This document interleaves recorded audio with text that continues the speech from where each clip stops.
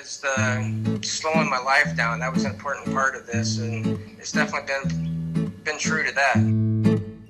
Does it feel like it's been too much? No. It's gone by so quick. 2 months and counting. Shawn Puffer of Bossier City practically started paddling at the U.S.-Canadian border at the tip top of the Mississippi River. He's now on the home stretch through his home state on his way to the Gulf of Mexico. And to pull this off just months after heart surgery. Back on June 25th, I dialed Shawn up on the iPhone FaceTime to get his story. He had just had a triple bypass 6 months ago, and while practically in recovery, he told himself, now's the time. No more putting it off. It's time to paddle 2,300 miles down the Mississippi, because that's what you do just months out of surgery. Just days ago, after he paddled, I drove nearly 3 hours to find him slowing down the Mississippi.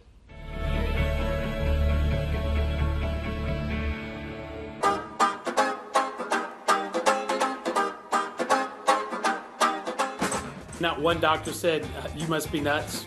Well, there's a few of them that... It's kind of crazy. One still thinks I'm on vacation right now. I would say he's kind of crazy.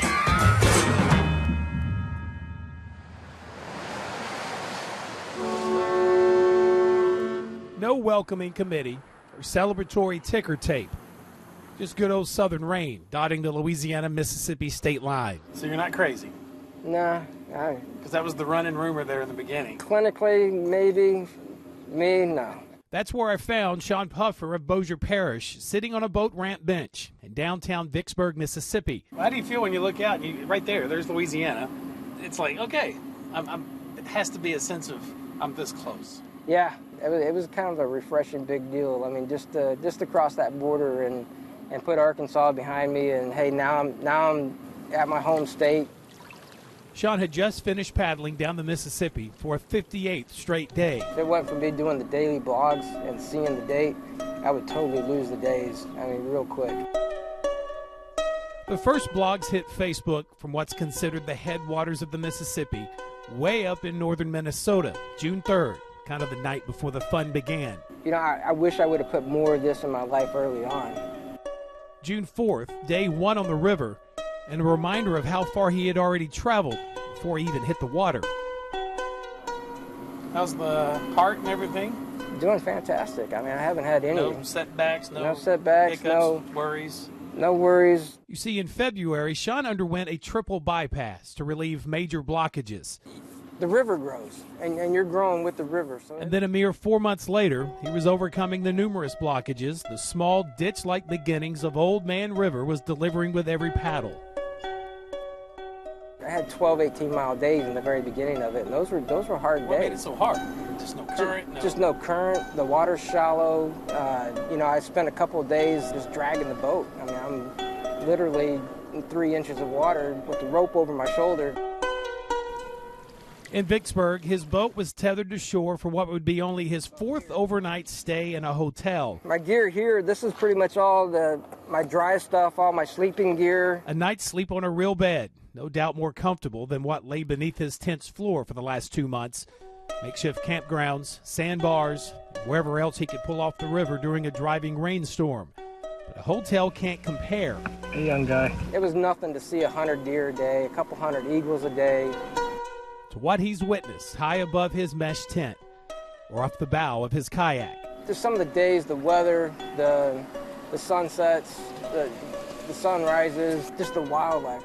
You know, just being free like this is a really, really good feeling. It's something that I've never gotten to experience before. Enjoying it? I'm loving it. From the curious Mississippians who pulled by just to ask, where are you going? All the way to the Gulf. To the professional rock stacker he met in Missouri. To the endless number of river dwellers who handed out necessities like water and beer. This is Matt. Hold on a second. Hello. Here's Matt. And we can't forget Matt from Mississippi, the state that is, who Shawn met on the river in the very beginning. So why in the heck are you on this river? This is something I've been wanting to do. The two would travel together for days to come before setting out on their own pace and their own path through life's lessons on the Mississippi. The whole thing's an education in itself. You know, starting at the headwaters is like the first day of kindergarten, and you just kind of graduate your way through and St. Louis, I would say you're done with high school and you're into grad school, and it just gets bigger, faster, and harder. I mean, that's just the way school is, and that's the way life is. Where'd you say you're from? I'm from Shreveport here. And the very reason why Shawn said the time had come for him to slow down his life and take it all in instead of racing right by it. You talked about slowing down. What have you learned in 2 months while you slowed down your life? The biggest thing that I've learned so far in this is how little you need to live a good life. Another one of life's great lessons. Not that Shawn advocates getting rid of your washing machine and heading to the car wash to do your laundry, but even that memory has a place in his heart, right alongside those endless sunsets. I wouldn't say that I wouldn't see myself doing this trip again. Why would you repeat something as monumental as this? This trip is this trip. It'll never be the same the second time around. The people will be different, the river's going to be different, the weather's going to be different. Maybe so, but he might want to run that one by his girlfriend, Carrie, who also drove over to Vicksburg, who's been counting the days. You look good. Yeah? The days since she last hugged the man she's so proud of. So I'll go into cheerleader mode and tell him how proud I am of him, and, and that he's got this. The man she can't wait to have home for good. If you didn't appreciate having that person there day to day, you certainly do now. Just little things, and I joke with him about the honey-do list I have going for when he gets home. Must be pretty big. Like the garden project made of pallets she told all of Facebook world about. Or the project Shawn can't wait to reveal to Carrie. I'm keeping this one for the rest of my life. If I had to get a trophy out of this, this is my trophy. If we can find a wall big enough for it. A trophy with a name quite fitting for what Shawn just overcame along the Mississippi River the last 2 months of his brand new life. A brave surrender is just taking a step into the unknown there and just saying, hey, I'm going to do this and we'll figure it all out as we go, A lot of people are very uncomfortable taking that kind of step.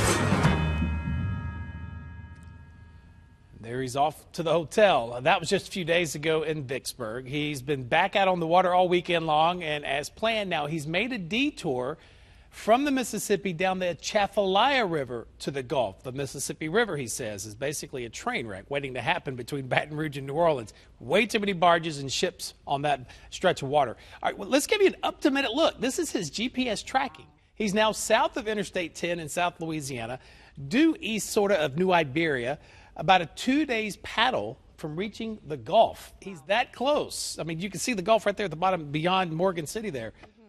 So not a big fanfare going to be waiting on him. It's the Gulf of Mexico, for crying out loud. Well, certainly he needs a party when he returns back here. I think there will be. Wow. A few days off before he has to start his new job, by the way. And he wants to do it again. It's just that it's what you get out of it, even though it may seem like the same path. Each path, each time you take that path, it could be different. Different people, different environment, and it's just kind of what you choose to see that go around. And you following in a kayak next time behind him. No.